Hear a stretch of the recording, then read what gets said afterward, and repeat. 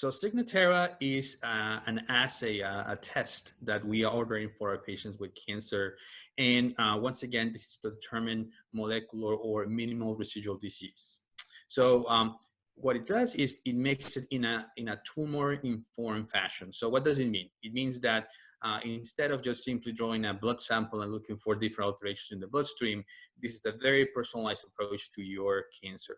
So they take the sample of your cancer, and the one that has the most validation right now, and we use very frequently in GI malignancies, is colon cancer. Once the patient has that surgery completed and the pathology has been processed, they take that tumor tissue and send it for analysis. And they do basically a full assessment of the DNA potential variants, pathogenic and others, including germline testing. They take a blood sample for that as well. And they make an analysis of the 16 more common variants that the tumor has. So we make a liquid biopsy testing for the patient in a very, very personalized way.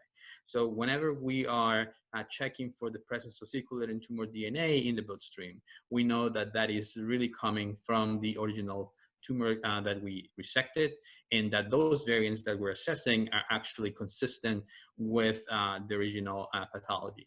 So this the way of doing a tumor-informed approach has really come with a lot of validation in terms of finding, for example, pieces of circulating tumor DNA in the bloodstream many, sometimes months ahead of the CAT scan showing disease progression or disease recurrence. So it's really helping us to figure it out who has already cleared their circulating tumor DNA in blood after surgery.